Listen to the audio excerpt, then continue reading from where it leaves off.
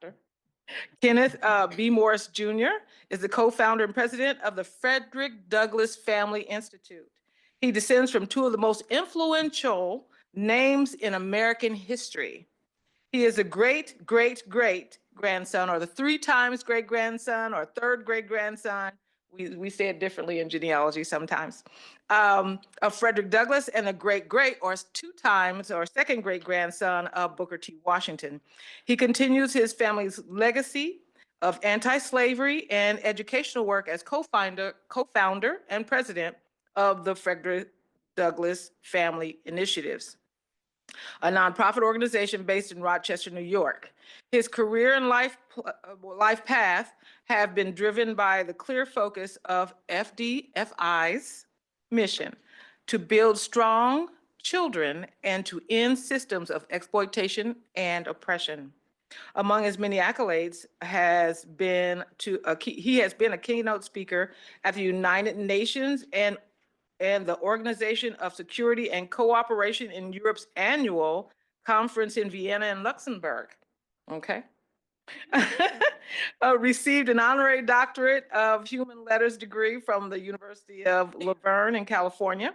He's been named as the first man to be awarded the Women's E-News 21 Leaders for the 21st Century Ida B. Wells Award for Bravery in Journalism, and appointed to the 2018 Frederick Douglass Bicentennial Commission, serving as commission chair by Democratic leader Nancy Pelosi. He appeared in the 2022 documentaries Abraham Lincoln and The American Presidency with Bill Clinton on the History Channel, the Emmy-nominated Frederick Douglass in 5 speeches on HBO and HBO Max, Becoming Frederick Douglass on PBS, and you're still going to have to go out and look for this, okay? And 1,000 Years of Slavery on the Smithsonian Channel. Previously, he appeared in the documentary Civil Warriors and Rise Up, the Legacy of Nat Turner on the National Geographic, and Blood and Glory, the Civil War in Color on the History Channel. Mr. Morris contributed to the preface of Isaac Julian's Lessons of the Hour, published in 2022, the afterword to Picturing Frederick Douglass, an illustrated biography of the 19th century's most photographed American, published in 2015, and the foreword to the bicentennial edition of Narrative of the Life of Frederick Douglass, an American Slave, published in 2017. Additionally, he contributed to the foreword to the Douglass Family edition of the Narrative, published in June 2023 by Frederick Douglass Books, an imprint of Forefront Books and distributed by Simon Schuster.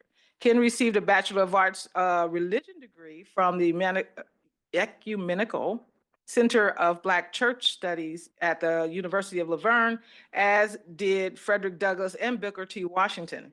He firmly believes that education is the pathway to freedom. So, you guys, welcome with me, Mr. Kenneth Morris.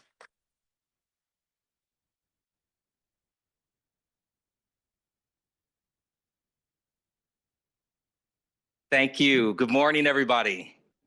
And thank you, Sherry, for that wonderful introduction. I am so honored to be here with you this morning to talk about this incredible lineage and ancestry that I carry.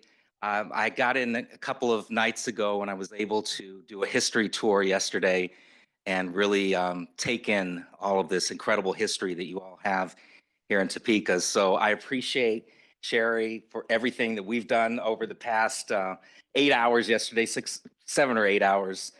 So again, thank you all for coming. And, you know, I think I heard Sherry introduce me. Did she say I'm the great-great-great-grandson of Frederick Douglass? So 3 greats. And also the great-great-grandson of Booker T. Washington. Wow. That's a whole lot of greats. And every time I tell people what my relationship is to my ancestors, not only is it a mouthful trying to say all of those greats, but it sometimes makes me feel like I'm far removed. And you might be sitting there having a hard time trying to imagine what my connection is to Douglas and to Washington. It's like trying to picture what $1 billion looks like with so many zeros.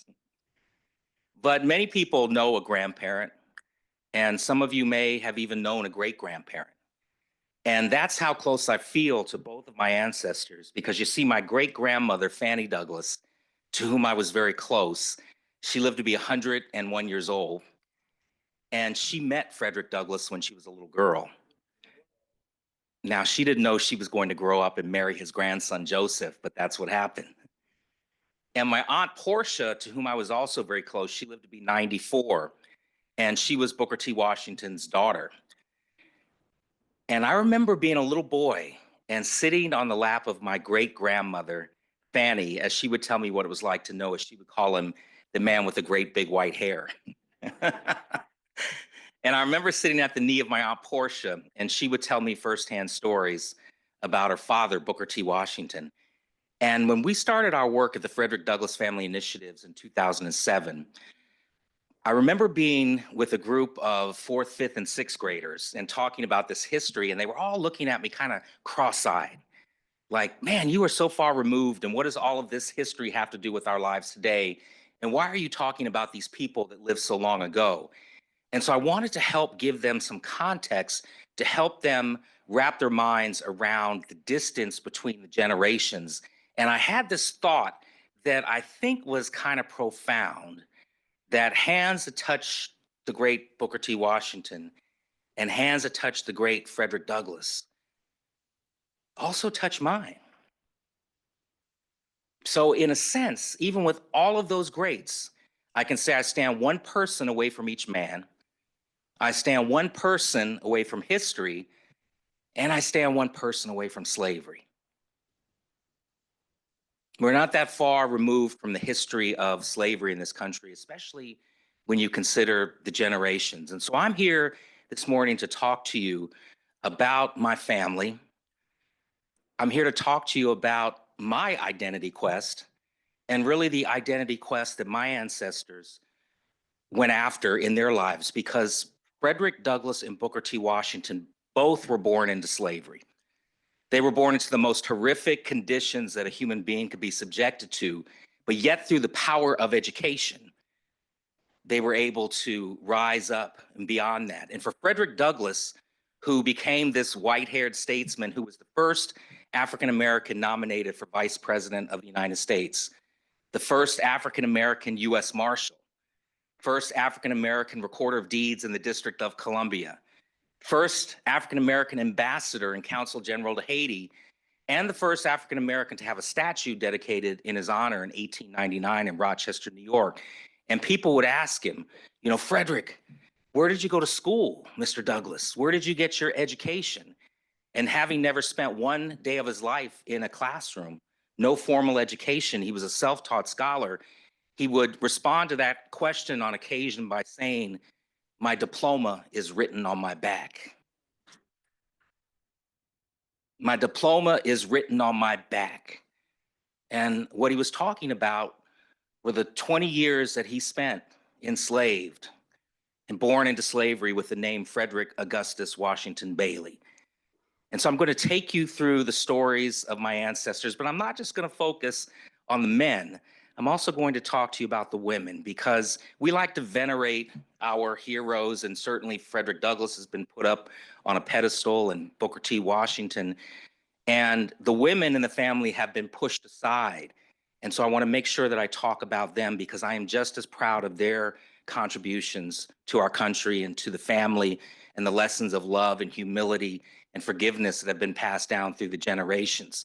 But before I jump into all of that, I thought what I would do is bring some family photographs so that you can see the connection. So it's going to be on a loop on a slideshow as I'm talking, because I get two questions typically when people meet me for the first time. One of the questions I always get is, so you're related to Frederick Douglass and to Booker T. Washington? Well, what do you do? And they always follow that up with, and it better be good. So if you can imagine, there is this weight of expectation that I have carried on my shoulders to try and step out of the long, vast shadows of two of this country's greatest heroes. And so I will be talking about my identity quest and journey on that as I move along. And then the other question that I get, and I wonder if some of you are thinking this right now, is, wait a minute, I know Douglas and Washington are not related to each other. How is it you're related to both of them? Anybody wondering that? Anybody wondering, yeah, right, I'm not sure I believe this. Well, it happened all on my mother's side. So as these photographs scroll through, you'll see that my mother's mother, Nettie Hancock Washington, is Booker T. Washington's granddaughter. And my mother's father, Frederick Douglass III, is Frederick Douglass's great-grandson. And so my grandparents met in 1941 at Tuskegee Institute, which is a school that Booker T. Washington founded in 1881 at the age of 25. And my grandparents happened to be on campus the same day. My grandmother had been born in the hospital on campus at Tuskegee, but she was actually living in California at the time, but she was home for summer vacation. My grandfather was a surgeon, and he'd been commissioned down to Tuskegee by the Veterans Administration during World War II. And so he was on campus. He decided this one evening that he was going to eat in the student cafeteria where he'd never eaten before. And my grandmother was on campus to meet friends. And so if you can get this visual of my grandmother rushing, she was always rushing, rushing across campus to meet her friends. And my grandfather was just coolly strolling to get something to eat. And they literally bumped into each other. Didn't know that the other descended from an historic family. And they fell in love at first sight and wound up getting married just 3 months later. Now, I am the father of 2 daughters. And when my daughters were growing up, my wife and I made sure that we told them never marry somebody after only knowing them for 3 months. But that's what happened. It was truly a love story, and perhaps it was meant to be. God had a plan in place to bring the two families together. When my mom was born, Nettie Washington Douglas, and she lives in Augusta, Georgia, when she was born, she was the first person to unite the families together. She was an only child. So I have the honor and privilege and blessing to be the first male to carry the dual lineage in the family. So that's how the two families came together. And so Frederick Douglass, I'm going to take you through his story. He was born into slavery with the name Frederick Augustus Washington Bailey, as I mentioned a moment ago. He was born to an enslaved woman and to a white man. It was presumed that his enslaver was his father. He never had a pair of pants or shoes until he was about 6 or 7 years old. He would sleep headfirst in an old corn sack on cold winter nights with his feet hanging out because that was the only way he could try and keep himself warm. He only saw his mother about 4 or 5 times his whole life, and that was because he had been separated from her when he was about a year old, and she lived on a plantation that was 12 miles away. So in order for her to see her son, she would have to work in the fields, picking cotton from sunup to sundown, walk 12 miles in the middle of the night, and then spend just a few precious moments with him until he would fall asleep. And she would walk 12 miles back so she could be back on the plantation by the time the sun came up, because if she wasn't, she was likely going to face punishment. But he did have someone early in his life that showed him some love and nurturing and care, and that was his grandmother, Betsy. Now, her job on the plantation was to raise the master's children, but also to raise the children that were enslaved until they were old enough to really begin their life in manual labor. And on this plantation, that was around 5 or 6 years old. And you'll notice when I talk about Frederick's age, I have to use an age range because he didn't know his birthday. He didn't know what year he was born. He kind of later in life thought that he might have been born in 1817, and it was found out actually after he passed away that it was likely 1818. But he chose February 14th as his birthday because his mother, again, whom he only saw a handful of times, called him her little Valentine. And so Valentine's Day is when we celebrate his birthday. And by the way, reason for those of you that may not know that we celebrate Black History Month in February is because of Dr. Carter G. Woodson, who in 1926 wanted to interject Black history into the educational curricula. And so he chose the second week of February to establish Negro History Week. And he chose that second week because of Abraham Lincoln's birthday on the 12th and then Frederick Douglass's birthday on the 14th.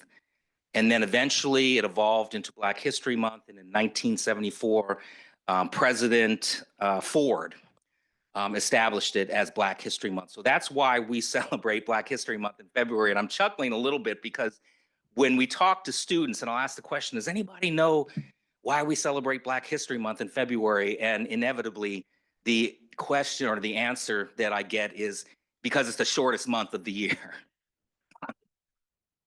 And so we try and change that narrative by saying, no, it wasn't given to us, we took it. And that's the reason why we took it. And so I'm very proud that my ancestor is part of the reason that we celebrate Black History Month in February. So back to Frederick Douglass. When he was about 5 or 6 years old, his grandmother said, we're going to go on a long journey. And that journey was a 12-mile walk to another plantation, to the main plantation, which was called White House. And if you can imagine, that journey took a long time, and he is scared. He's clinging to his grandmother's dress. She's carrying him much of the way when his legs can't carry himself.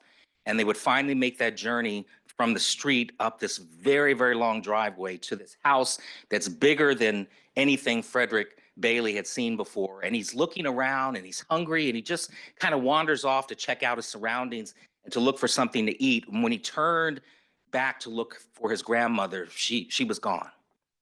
And he would never see her again. And so you have this little boy who, again, didn't know his mother, didn't know his father.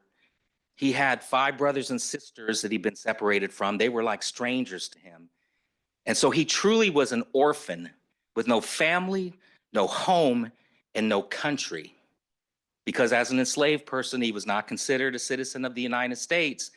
But yet, in spite of all of that, he was able to rise up and to go on and affect change in the world around him, and to affect change for all of us sitting here today. And so how was he able to do that? Well, in his first autobiography, Narrative of the Life of Frederick Douglass, an American Slave, he wrote in there that he had something that he described as divine intervention or divine providence in his favor. And that was, he was chosen from among all of the children on the plantation, again on the eastern shore of Maryland, and there were hundreds of children. His enslaver had more than 1,000 enslaved people of African descent. But he describes this moment as, I was the first, last, and only choice. And he was chosen to go to Baltimore City to be the house servant for his enslaver's family. Now, the importance of this move was he was leaving in an environment where he wasn't around people that could learn to read and write. And now he was going to be in the big city. He was going to be around free Black children. He was going to be around poor white children. But what happened most importantly when he got there was his slave mistress, Sophia Auld, had never had a slave before. And she didn't know that it was illegal to teach him to read and write. She had a young son, Tommy, that she was already teaching, and there was Fred Bailey, bright-eyed and eager to learn, sitting right beside Tommy.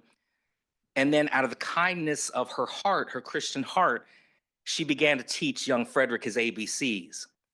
Now, I also want to point out kind of this nuanced point that isn't often talked about when this history is told. It's told by this benevolent woman that taught him out of the kindness of her heart.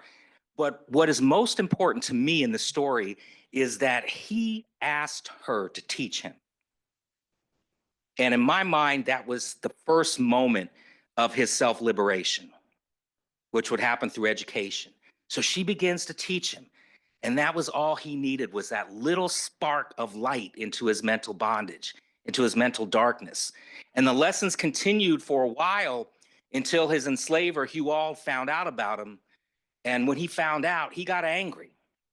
And he looked at his wife, and he looked at young Frederick, and he said, you cannot teach a slave how to read and write, because if you do, it will unfit him to be a slave. You all heard that message, right?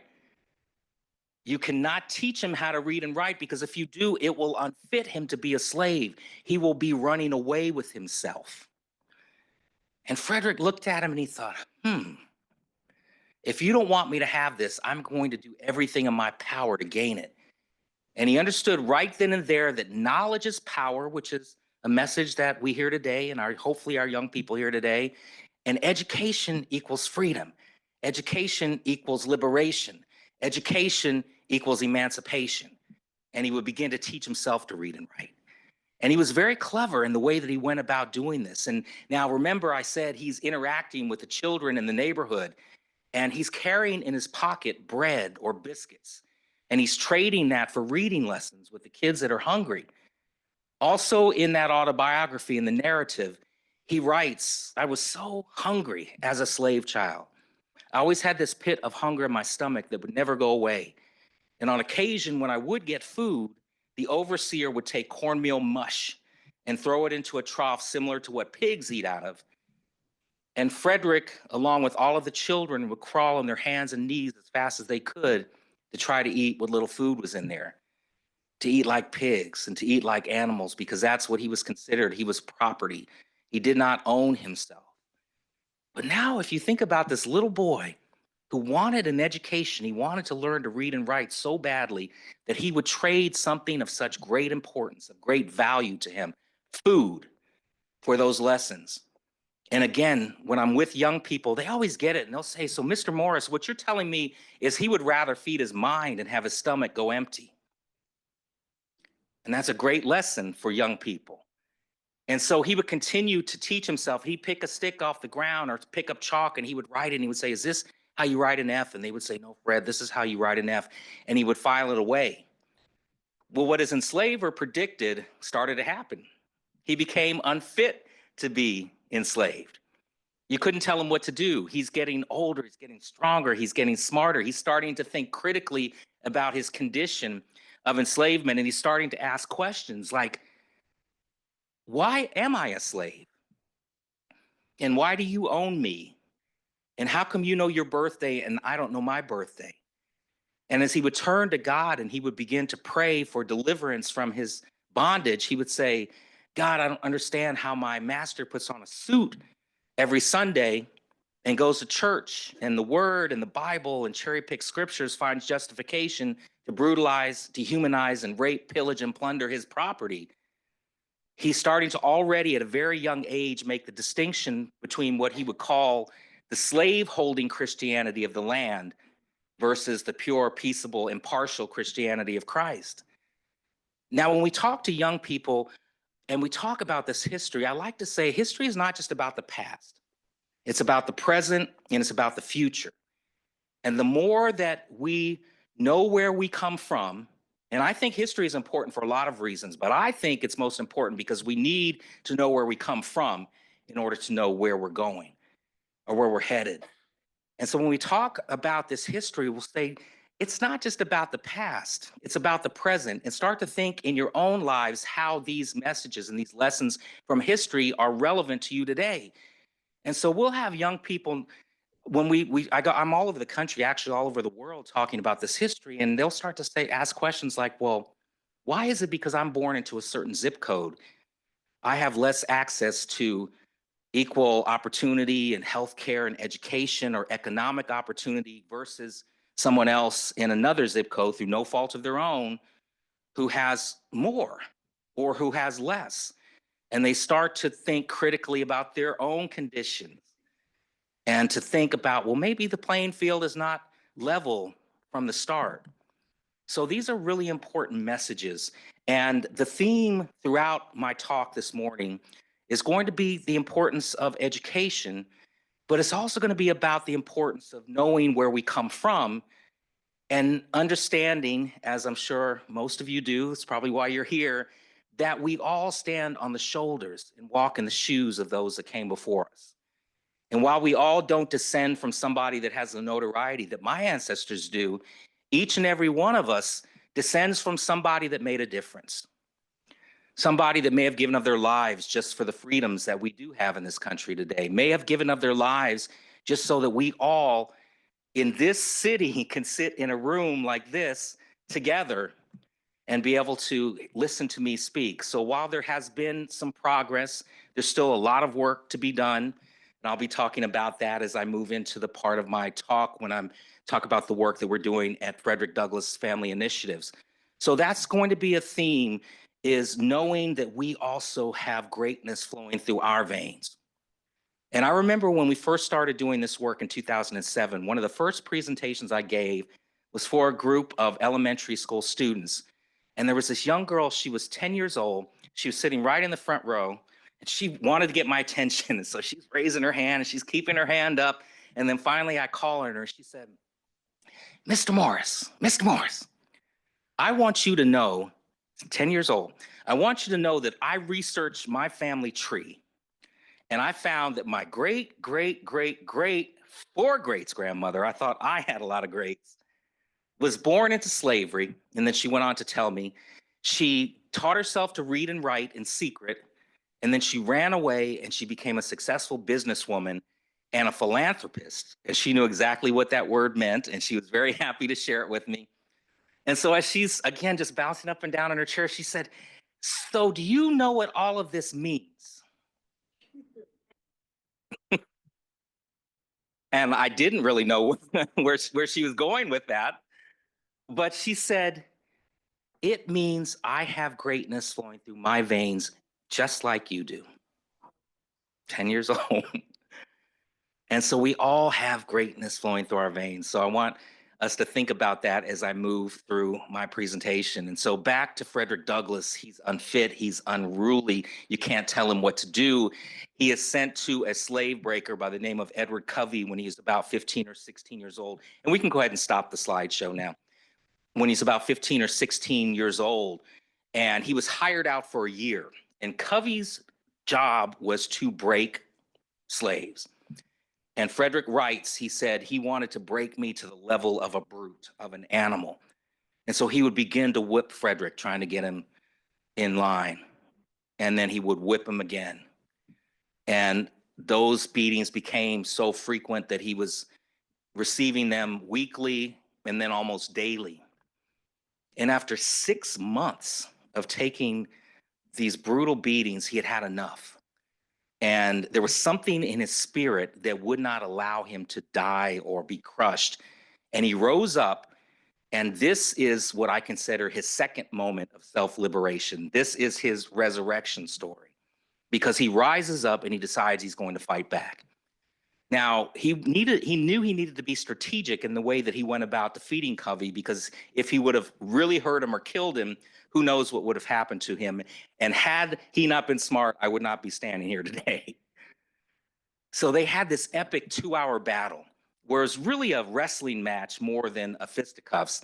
And after Frederick finally defeats him, and Covey's on the ground, so if you can get this visual, they're both sweating and heavy, puffing and breathing.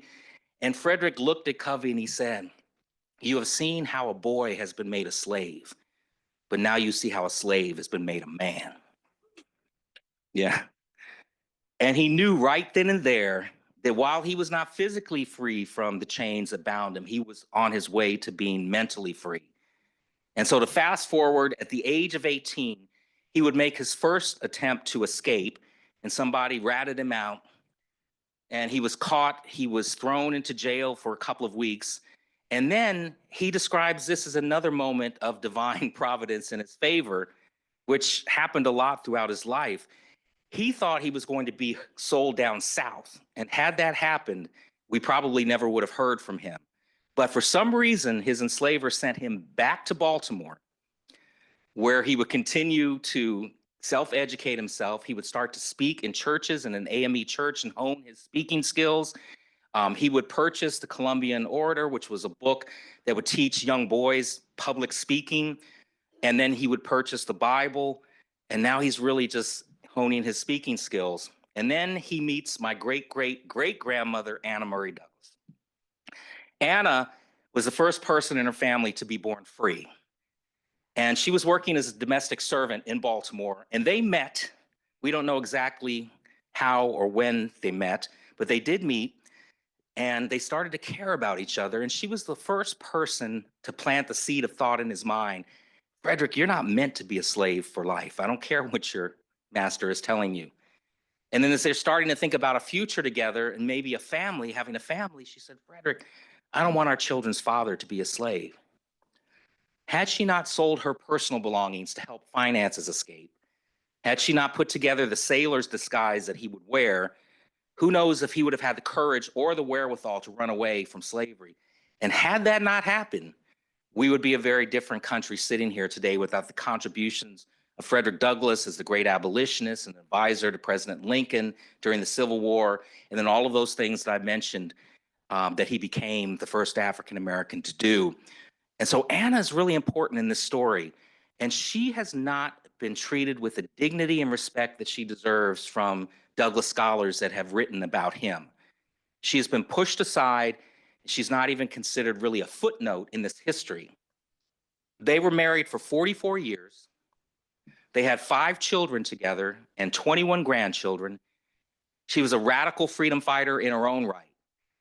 And out of their house in Rochester, New York, she helped to ferry hundreds of freedom seekers to their freedom in Canada after the 1850 Fugitive Slave Law. In fact, the whole Douglass family was a radical freedom fighting collective, and the abolition of slavery was the family business. But that's not written about in the history books. And so we've been working very hard to lift up her life and legacy and to teach about her. And one of the first recognitions that we were able to get to honor her was in Rochester, and actually in 2018, which was Frederick Douglass's bicentennial year. There's a school that sits on the site of where their home was before it was burned down by arsonists. And that school was renamed the Anna Murray Douglass Academy in 2018. So that's a start. We've also been working with a scholar who I consider the foremost Douglass family scholar in the world. Her name is Celeste Marie Bernier. She's at the University of Edinburgh in Scotland.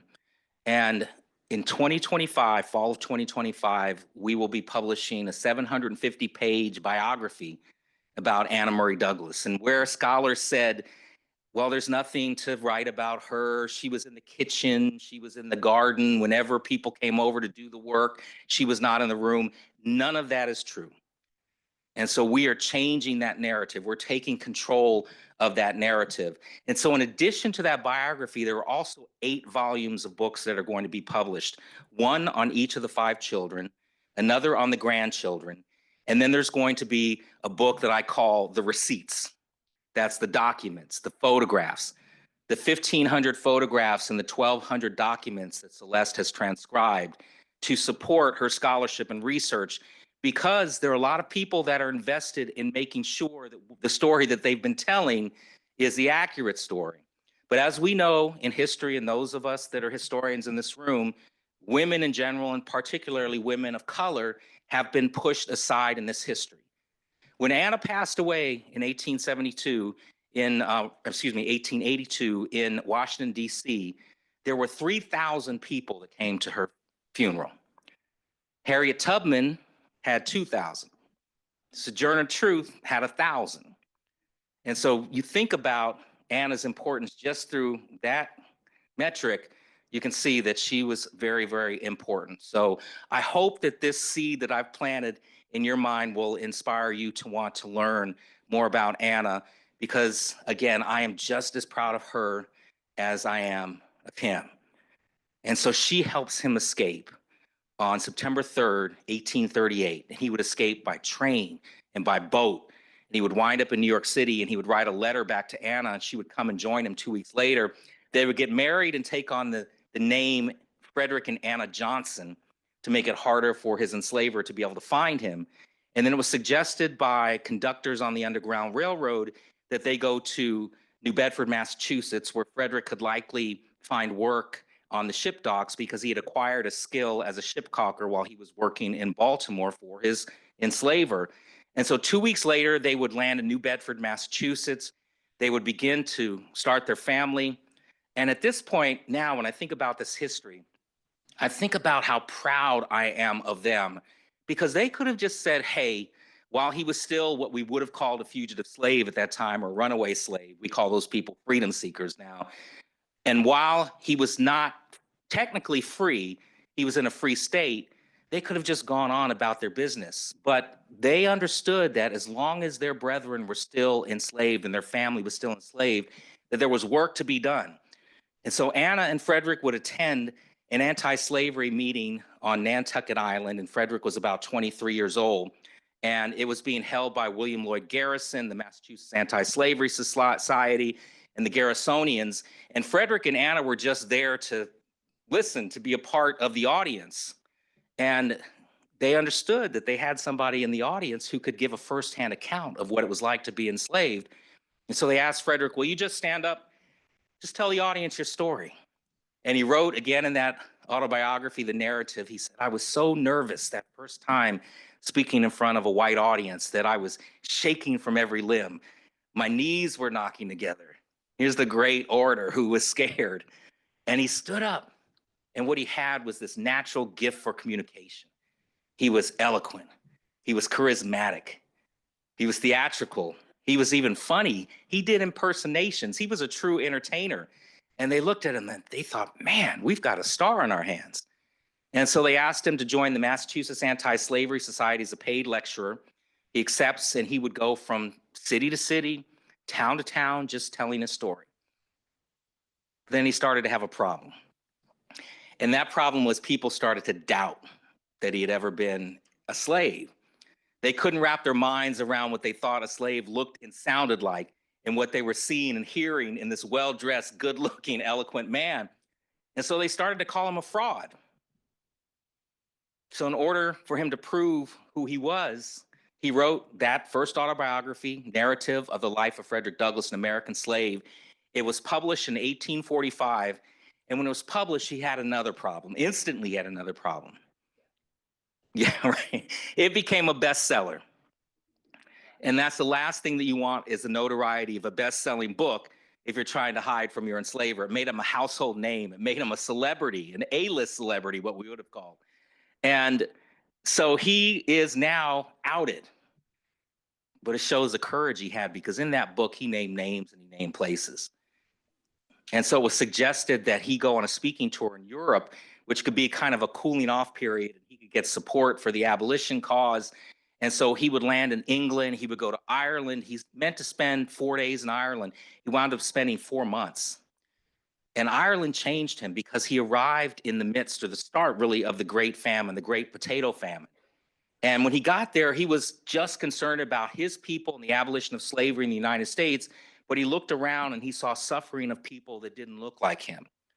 And he really started to think with an internationalist mindset toward human rights for everyone. And Ireland really changed him. In fact, I was just in Ireland 2 weeks ago at my second trip this year. I was in Northern Ireland and Belfast, and then I was in Dublin and Cork, unveiling murals and statues and street names and plaques. And he is just revered there and in England and in Scotland. And so he spends 4 months and he's really changing his philosophy from what he was speaking about when he was with the Garrisonians and moral suasion to this idea of the Constitution being a liberty document, and perhaps it could be used with the literal reading of it as something that was not pro-slavery as Garrison was preaching.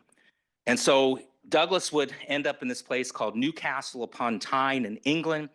And with the help of his abolitionist friends, they raised enough money to purchase his freedom from his enslaver for 150 pounds, which was $711. That was a lot of money back then. And now he was able to come back to the United States a free man. He would move the family to Rochester. He would begin to publish the North Star newspaper, which became the leading abolitionist voice and a mouthpiece for his people. And then he would spend 25 years in Rochester. He would become an advisor to President Lincoln during the Civil War, and then the statesman afterwards. And so now I'm going to jump to Booker T. Washington, because at this point, he is freed because of the work that Frederick Douglass and the abolitionists did in the signing of the Emancipation Proclamation on January 1st, 1863. Booker T., who was enslaved in Virginia, was 9 years old, and that document freed him and his family. Now, he wanted to go to school so badly as a boy that he began to work in the salt and coal mines of West Virginia. And he's working there so that he can get enough money, but he's starting to take his lessons, his reading and writing lessons during the day. And so he's working hard, he's learning the value of hard work. And then one night he hears these two older gentlemen talking about this place called Hampton Institute in Virginia. And they were talking about Hampton as a place where formerly enslaved people can go and get an education, get an industrial education, learn a trade, learn how to do something. And for Booker T, he's hearing this and he has no concept of what that type of education even means. But what he's thinking is Hampton literally must be heaven. At the age of 16, with the help of the community who saw something in this bright young boy, he would make a 500-mile walk to go to school. 500 miles, another great lesson for young people. And that walk took a long time. He ran out of money on several occasions. He took odd jobs along the way. He slept outside. He slept under bridges. And the message here is that there was no challenge that was too great for him to overcome. There was no obstacle that was insurmountable for him to get this education. And he would finally get to Hampton, and he would go straight to the headmistress of the school and say, I want to go to school here. And she looked at him, and he's dirty, he's disheveled after this 500-mile walk. And she said, young man, you're not worthy for admission into this institution. Go on about your business. Well, he wasn't going to take no for an answer. And he came back the next day, and she shooed him away. And he kept coming back, and he kept coming back. And then finally she said, okay, I can see I'm not going to be able to get rid of you. So I'm going to give you a chance to prove yourself. There's a dirty classroom down the hallway. Go clean that. Let's see what you can do. Well, he had learned the value of hard work, working in those mines. Now he was going to be able to put those skills to the test. And so he went in there and he cleaned and he cleaned. And when she came in to do the white glove test that they used to do, I don't know if you still do it. I got that a few times when I was growing up. She's looking for dust, dirt on the windowsills, the chairs, the tables. Not only couldn't she find dust, she couldn't find one speck of dust, let alone dirt. And so she looked at him and said, okay, you've proven yourself. You are admitted into the school. And not only that, we're going to give you the job as a janitor so you can work your way through school. And so he started at 16 years old. He graduated 3 years later. He came back to Hampton as a teacher. And while he was teaching there, he got word that there was a group down in this place called Tuskegee, Alabama, that had some money to start a school for formerly enslaved people in the model of the industrial education at Hampton. And word got back to that group that there's this person, there's this guy, Booker T, at Hampton that might be the right person for the job. Well, he accepted. He rushed down to Tuskegee to get started. And he's looking around for like a classroom or a church somewhere to begin his lessons, but it's nothing there but farmland and dirt as far as the eye can see. But he didn't get discouraged. He started recruiting students. He started to get them excited about getting an education. And then one of the first things that he did was he taught them how to make bricks. And if you were to do a Google search, students at Tuskegee building their school, you would see these photographs of these students in the hot sun, laboring away, building their school brick by brick by brick, because that's how badly they wanted to get an education. And so Tuskegee Institute is launched in 1881, and he's 25 years old. Now, he understood that coming out of 400 years of oppression and enslavement, that there were really kind of two questions in his mind. There were white abolitionists that believed slavery was morally wrong, but some of those same abolitionists didn't believe that Black people were equal to white people. And so Booker T understood that dynamic.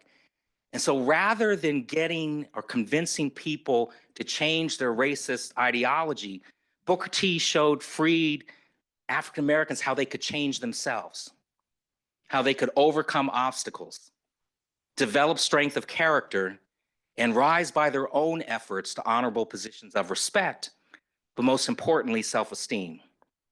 So Washington was a leader who brought stability in a time of transition from enslavement to freedom. And it may be said that he's the person that bridged the gap between the signing of the Emancipation Proclamation and the Civil Rights Movement. And so Booker T was a really important person in this story. And so you've got Frederick Douglass, the great abolitionist, and then you've got Booker T. Washington and the great educator. And now I come into the picture. This is my identity quest. So I did a radio interview yesterday to a Chicago radio station, and I was asked, so how did you know you were related? when did you find out? How old were you? And my response was, there was never a time when someone sat me down and said, hey, we've got something really important to tell you about your family. I just always knew. I spent all of my summers in Frederick Douglass's summer beach house on the shores of the Chesapeake Bay in a place called Highland Beach, Maryland, that was founded by my great-great-grandfather, Charles, who was Frederick and Anna's youngest son. Charles had purchased about 20 acres on the shores of the Chesapeake to start this African-American resort community because he and his wife had been turned away from a white resort community. And so he parceled off the properties and he kept one to build a house for his family, one for his brother's family, and then one for his father, Frederick, to retire in. And so he asked his dad, are there any special features that you want in the house? And Frederick said, yes. I want you to build it right on the water. I want you to point it in a certain direction and then build me a tower at the top. And what he wanted to do at the end of his life was to sit in that tower, look back across the bay, back across the water, and on the other side, you could see land. And that land is the eastern shore of Maryland, where he had been born into slavery and where he toiled away in chains. And even though he had suffered the inhumanity and exploitation and brutality of slavery, he also understood that you need to know and remember where you come from in order to know where you're headed. And his intention was to sit in that tower at the end of his life and reflect. But unfortunately, he passed away 2 months before it was completed, so he never had a chance to live there. But I spent all of my summers in that house until I was about 18 years old. And in that house is where I would sit on my great-grandmother Fanny Douglas's lap as we would look back across the water and she would tell me stories about young Frederick Bailey. And in that house, in every room, there were images of my ancestors. And I would look around, and now I'm about 6, and I'm starting to notice that my ancestors are on statues. I'm looking, and they're on money and postage stamps. And schools were named for them. And I'd start to go out with my mother, who had been carrying the torch, the legacy forward since she was a little girl. And we would go out and dedicate bridges and buildings. And so then I would ask my classmates and my friends, are your grandparents on statues? But this is what I'm really starting to think. And I'm thinking, wow. So there's this larger than life portrait of Frederick Douglass at the top of the stairs in the beach house. And you heard in the introduction, I worked on a book called Picturing Frederick Douglass with scholars, including Celeste Marie Bernier, where we made the case that he was the most photographed American of the 19th century.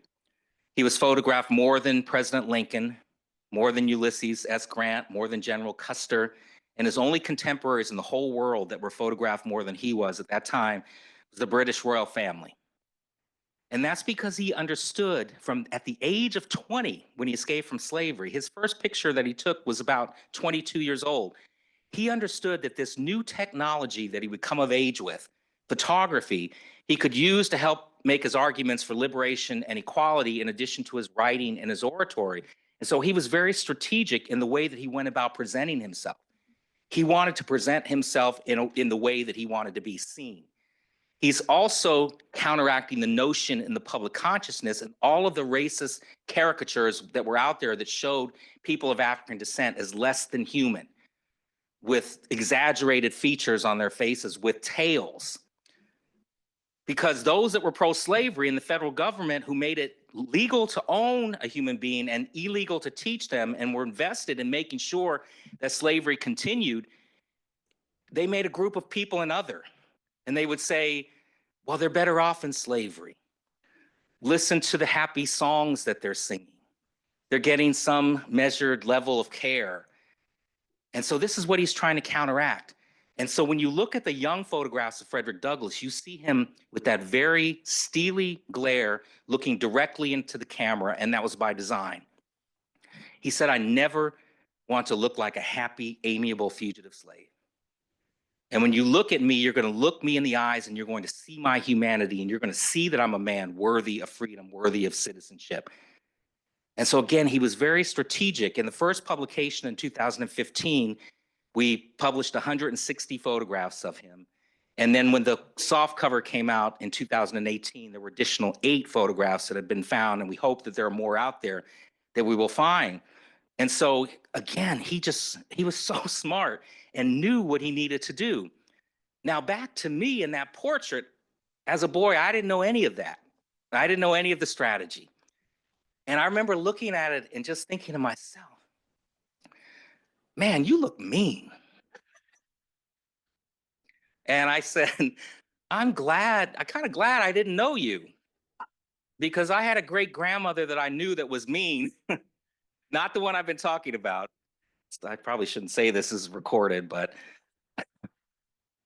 my great grandmother that was married to Booker T. Washington II, Booker T's son, she kind of favored my sister a little bit. But anyway, I remember looking at that portrait and thinking, okay, I need to get past this. So as I would tiptoe past it, you know what would happen? Right. Yes.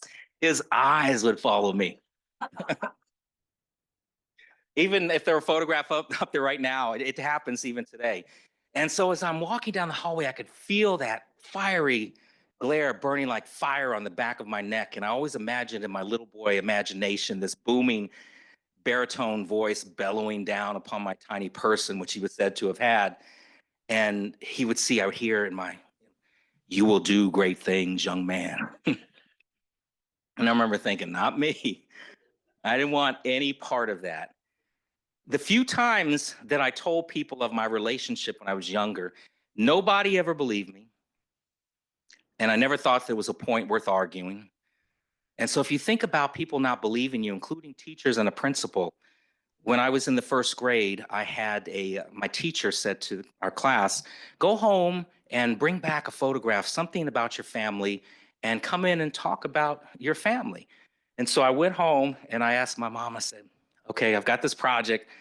What should I do? And so she said, hold on. She runs into the bedroom and she goes under the bed and she comes back and she hands me this cane. And okay, so I see it's a cane. Well, what is this? And she said, well, it's Abraham Lincoln's cane. So it had been passed down the family. When Lincoln was assassinated, his widow, Mary Todd Lincoln, gave Lincoln's favorite walking stick to Frederick Douglass as kind of a token of the friendship that they developed and the work that they did together. And it was passed down in the family. My little brother used to chew on it and, things. And I said, I can't take this to school. They don't even believe, I don't even want to talk about that because nobody believes me. She said, oh, go on, you'll be okay. You'll be okay. So I go to school. And later that afternoon, my mom gets a call from the principal. And she said, I've got Kenny in my office and he seems to have some issues with telling the truth. And so, you know what happened next?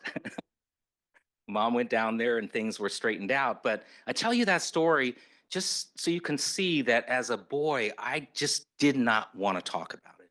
And then as I got older, I found out that there was tragedy in our family, and I'd seen what the pressure had done to those that came before me. I told you about the happy love story between my grandparents, but there's also a tragic side to that story. And my grandfather, Frederick Douglass III, who was the namesake of Frederick Douglass, people expected him to be an iconic leader like his great grandfather.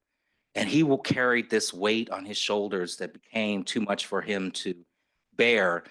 And when my grandmother was 3 months pregnant with my mom, he took his own life. And so my mother was born without a father and raised without a father. And then when I came along with this dual lineage, my parents and grandparents and great grandmothers went in the complete opposite direction, and they weren't going to force anything on me. And so I was decisively disengaged from my lineage until divine providence happened in my life. And that was late in life. It wasn't that long ago. And it was in 2005, I read a National Geographic magazine, and the cover story was 21st century slaves. And it was an article about human trafficking and modern day slavery existing all over the world, including right here in the United States. And I remember that article just floored me. I had heard about trafficking, but I thought about it as something that happened in other countries and far off places. And so I wanted to learn more about the issue. And I started reading everything I can get my hands on. And I remember there was one night, and it changed the trajectory of my life. I was sitting in my living room, and I was reading this article about a 12-year-old girl who was forced to be a sex slave in the brothels of Southeast Asia and service countless men almost every single night. And down the hallway, I could hear my two daughters getting ready for bed. My older daughter Jenna was 12, so she was the exact same age as this girl that I was reading about, and my younger daughter, Nicole, was 9. And my mind just starts racing. And I can't wrap my brain around what I'm reading and what I'm hearing. And I remember thinking to myself, that's what young girls and boys should be doing, is getting tucked safely into bed, not being forced into bed to service some sick individual. And when I walked in to say goodnight to my daughters, I had this moment where I couldn't look them in the eyes. And I couldn't look them in the eyes and walk away and not do something about this. And it was almost immediately, and everything started welling up inside of me. And I understood that I had this platform that my ancestors had built through struggle and through sacrifice. And perhaps I could leverage the historical significance of my ancestry to do something about this. And so I started thinking, well, wait a minute. On one side, we've got the great abolitionist Frederick Douglass, and on the other side, we've got the great educator Booker T. Washington. Aha, abolition through education. How can we unfit communities to allow slavery to exist and thrive? And we went back to that story of Frederick Douglass and what he heard from his enslaver.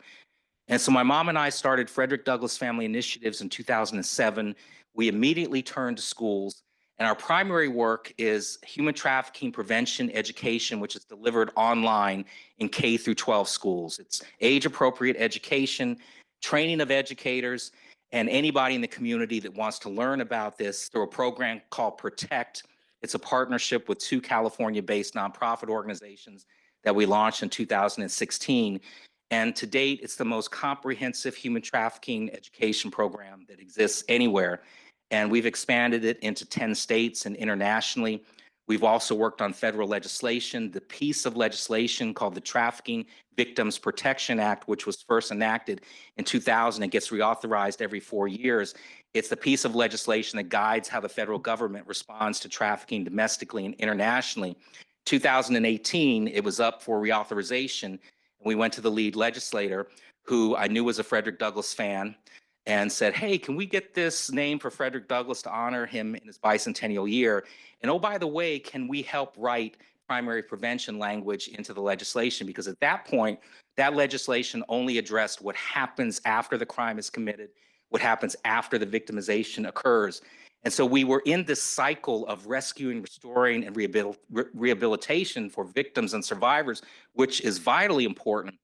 But I felt like we were reacting to this and we were creating this cycle. And as long as we're just rescuing and restoring, we're not getting ahead on this. So we were able to write prevention language into it, get it renamed the Trafficking Victims Prevention and Protection Act. And just by adding that one word to the title, we were able to get $78 million appropriated through the Department of Health and Human Services that went to organizations doing primary prevention. And now it's named the Frederick Douglass Act. Earlier this year, it was passed through the House. It's been sitting in the Senate for far too long. So contact your senators and tell them to bring it to the floor for a vote, because there are victims that are not getting what they need. The education piece is not being is not happening because it's just been languishing. So that's something that you can do that would help, that contacting your senators. And so that work I'm really proud of. We also have a publishing imprint. And in fact, later this afternoon, we published a Douglass family edition of that autobiography that I'm talking about. Very, very proud of it. Family photographs that you've seen are in here that my mom captioned. Brian Stevenson, whom you may know as the CEO of the Equal Justice Initiative, wrote a really powerful introduction. I wrote the foreword, and then Frederick Douglass's narrative appears exactly as it did in 1845. That project we're calling 1 Million Abolitionists, and we're working to give away 1 million copies of that book to young people everywhere.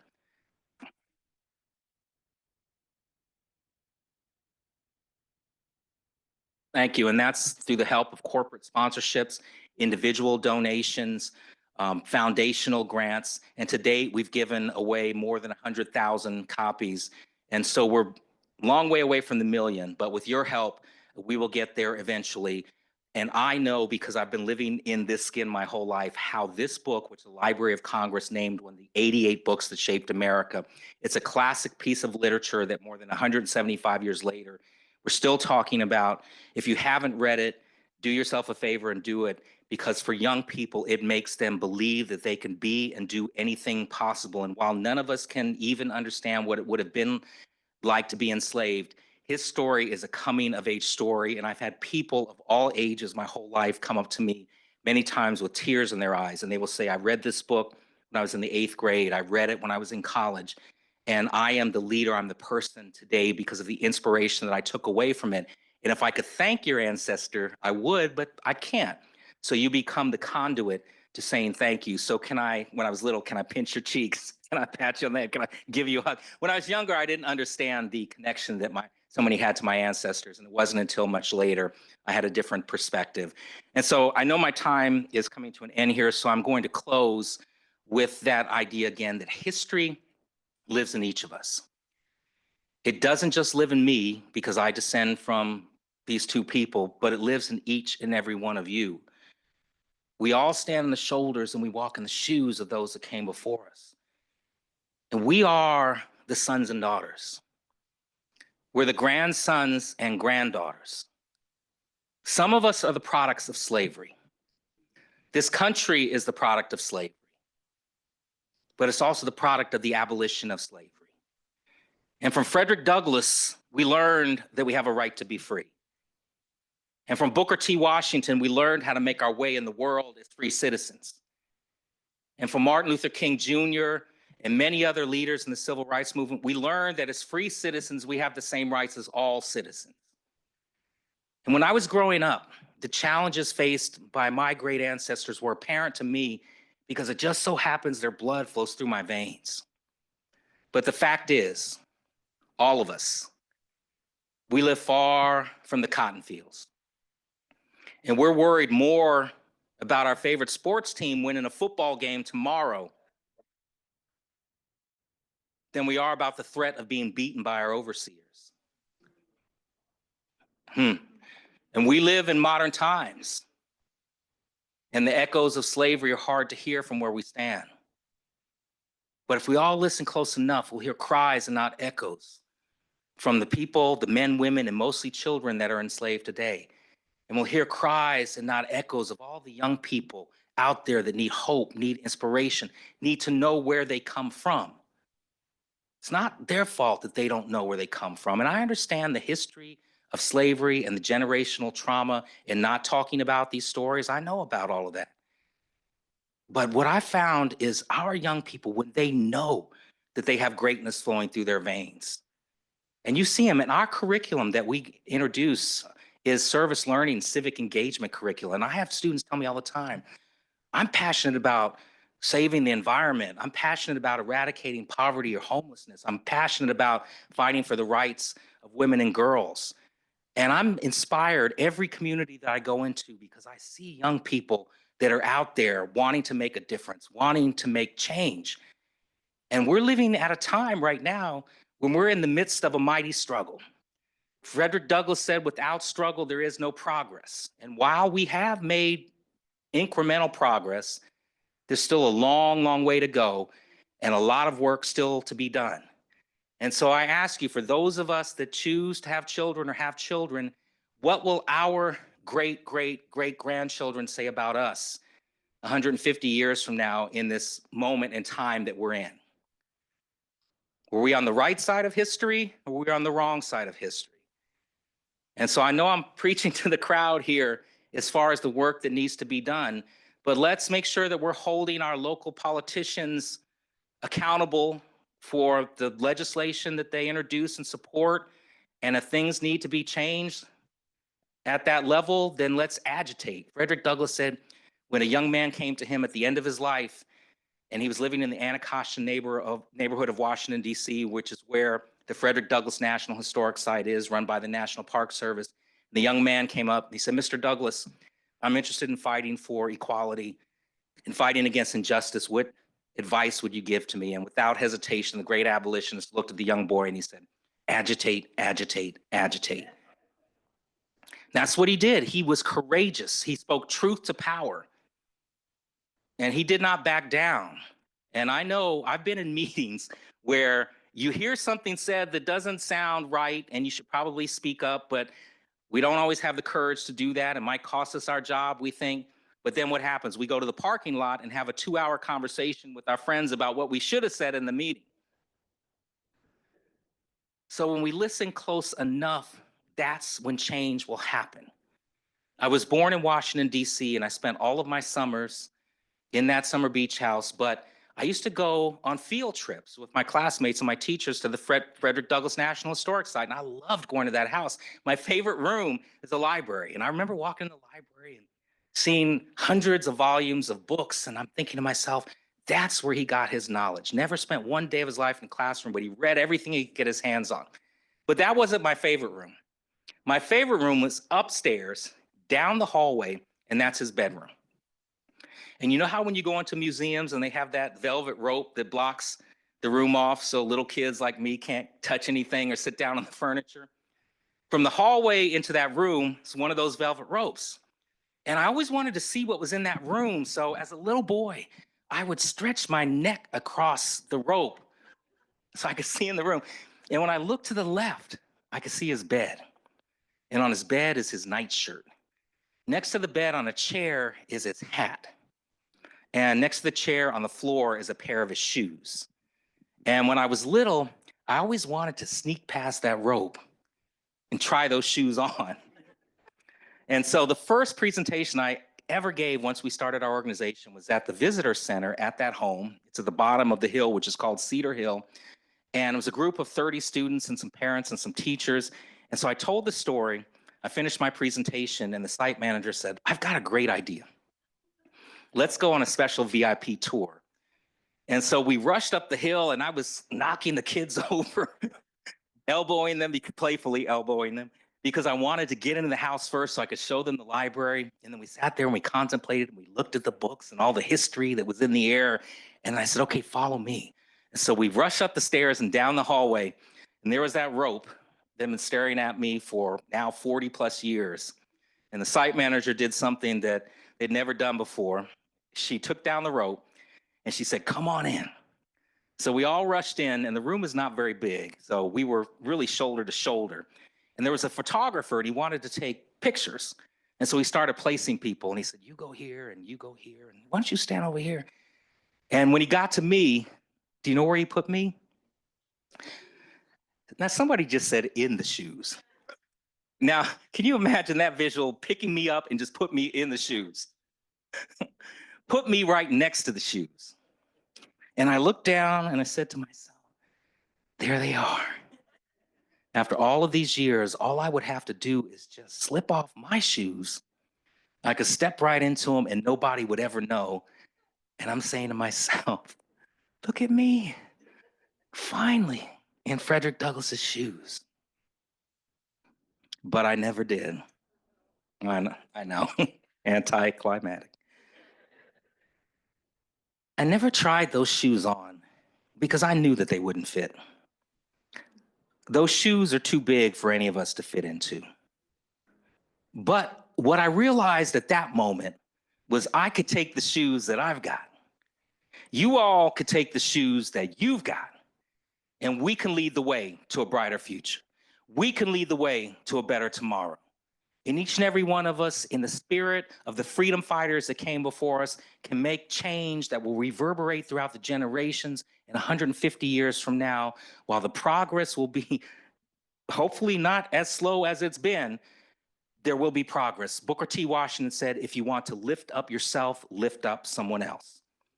Frederick Douglass said, it's easier to build strong children than to repair broken men. And so with that, I thank you all so much for inviting me to be here this morning. God bless you, and thank you for listening to my stories. And I hope you have a wonderful conference and learn a lot. Thank you very much. Thank you.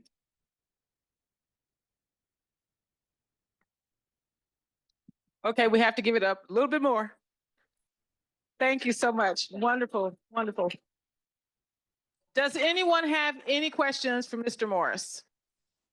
We have just a few minutes, maybe. Yes, yes. And I wanted to share an article, the Topeka, which is a part of Kansas, and it's now recognized as the nation's largest underground railroad site. And we're trying to get national park status for it. But it's a very impoverished area, but like I said, it's recognized as the nation's largest underground railroad site. Wanted to share this article with you. Thank you. Thank Well, in addition to that, make sure that you also work to get it on the Network to Freedom Yes. through the National Park Service. So this is really important work. Okay. I think part of my little sister, she's Freedom's Frontier, which is a local nonprofit that promotes historic sites. Well, thank you for sharing this with me, and I'll definitely look into it. Thank you. Pictures in there. Okay, I will look at that.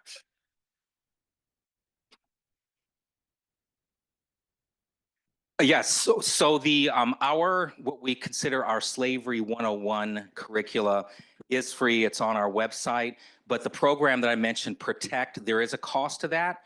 But we typically, when we go into a community, one of the first things that we do is we look to see what work is already being done, trying to connect with service providers that may be in the community, working with law enforcement, child protective services, to make sure that we put protocols in place so that all of those stakeholders are working together, so that when there is a disclosure in the classroom or counselor's office or nurse's office, which happens every single time we do this, we need to make sure that the community is prepared to respond so that there's a safety net for that child that has the courage to disclose. So there is a cost for the Protect program.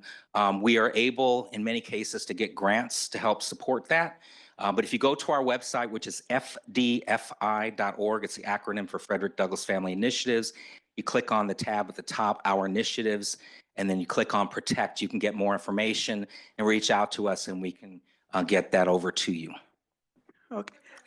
Yeah, I want to, if you could repeat what Booker T had said about it's easier to repair. Yes, so Frederick Douglass said it's, Oh, it was Frederick Douglass, it wasn't Booker T? yeah, but Frederick said it's easier to build strong children than to repair broken men. And I add to that, and broken women. Oh, you do? Well, we haven't given up on building strong or repairing broken men and women. Our focus at our organization is to build strong children. Okay, the other was that there wasn't as much information on Booker T. Are you more proud of Frederick than you are Booker T? No, I'm just as proud of Booker T. Our work, and the reason that our organization is named Frederick Douglass Family Initiatives and not the Douglass Washington Initiatives, is because I have lots of Washington cousins that have organizations that do the work. And there wasn't a Frederick Douglass organization. Our family had been very private, and there was a void that allowed people who claimed to be descendants, who weren't descendants, that were making money off of our family. And so we started the Frederick Douglass. In addition to the human trafficking work, it was also to put the family out there so that we could be the true authenticators of who Douglass descendants were. And that's another story. There was a gentleman, and I use that term lightly, who perpetrated a fraud for 25 years, claiming he was the great-great-grandson of Frederick Douglass, and it took us a while to shut him down. So no, I am just as proud. When you consider the anti-slavery work we're doing, that legacy lines up with Frederick Douglass, but also the education piece lines up with Booker T.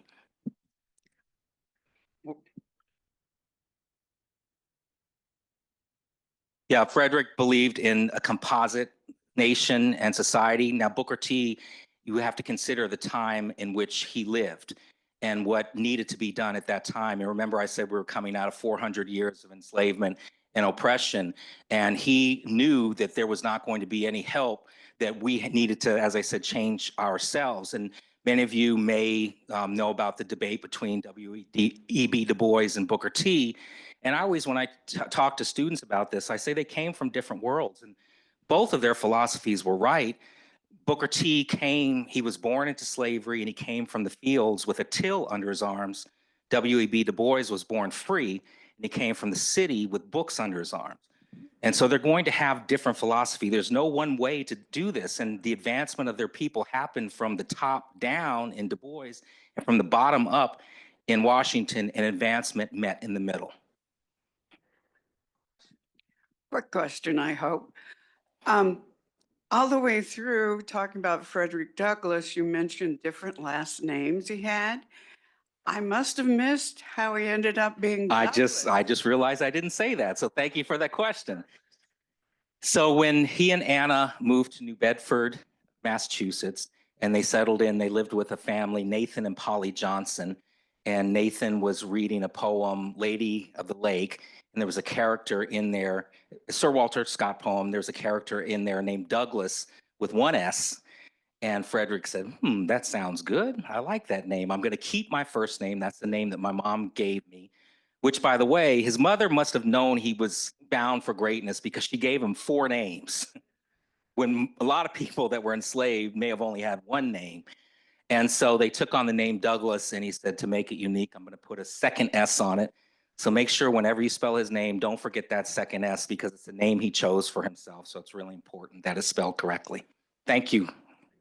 Okay, thank you so much. I just have one more thing to say. Yesterday, when I was showing you around town and I told you about the HBCU that we have here, I neglected to tell you that Booker T. Washington established it. Okay, that's a really important. Yeah, that's pretty important. And he came here literally and helped establish. Well, thank you for saying that. In addition to Booker T. Washington's legacy, he partnered with Julius Rosenwald, who was the CEO of Sears and Roebuck.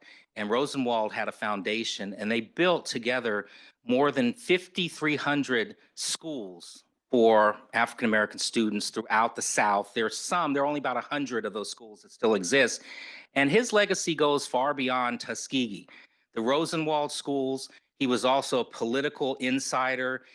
When Roosevelt wanted to place judges in the South, went directly to Booker T. Washington for recommendations. And so his impact, he's really a misunderstood figure and way ahead of his time. He also started the National Negro Business League in 1900.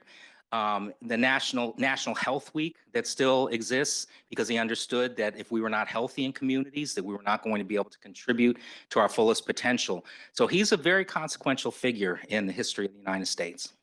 Thank you again. Thank you. Thank you.